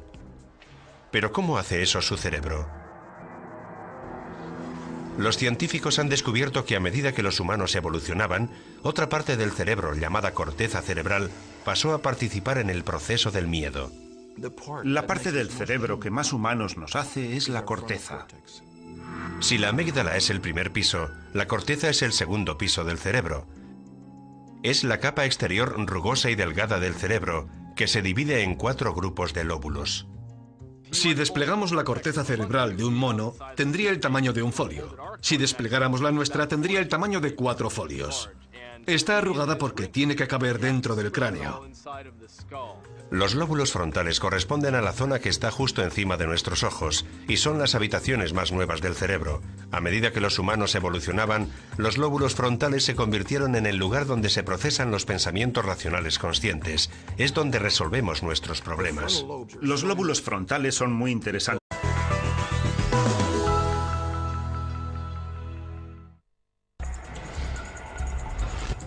El cerebro humano, una de las últimas fronteras inexploradas. El cerebro es el mecanismo más complejo que hemos encontrado en el universo. Hemos aprendido más sobre él en los últimos 5 años que durante los últimos 5000. En estos últimos años hemos salido de la edad de piedra. Por primera vez podemos ver lo que ocurre en el cerebro durante las relaciones sexuales. Todos sabemos que el sexo está en la cabeza, así que tiene que suceder algo muy fuerte en el cerebro. ¿Qué hace malvados a algunos cerebros? He escrito una lista de tareas. Limpiar el cuarto, dejar de ir con chicas, dejar de matar. ¿Existen las percepciones extrasensoriales? La tecnología está por fin desentrañando los secretos del cerebro. Está explicando por qué nos comportamos como lo hacemos. Está ayudando a los expertos a desarrollar métodos y máquinas para estimular el poder de nuestro cerebro. Y está revelando las habilidades sin explotar que todos tenemos en nuestra cabeza.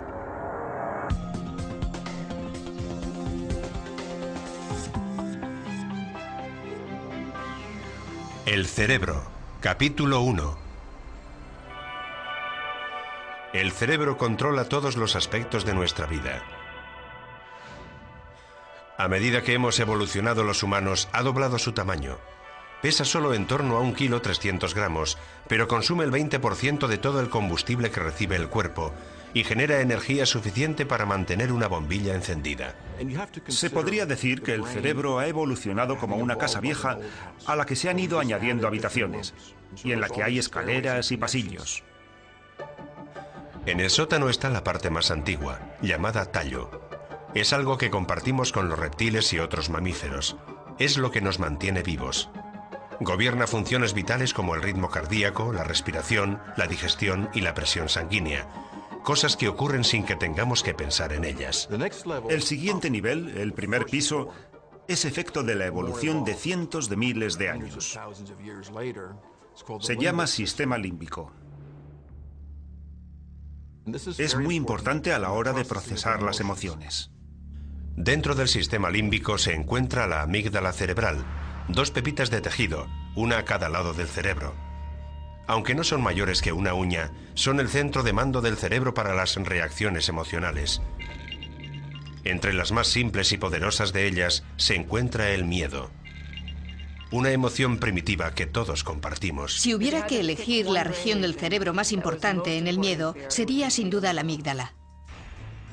No hay mejor sitio para explorar cómo afecta el miedo al cerebro que aquí, en la sede del Comando de Operaciones Especiales de la Armada en San Diego, California. Se somete a los reclutas a un entrenamiento especial para cambiar la forma en que su cerebro reacciona al miedo.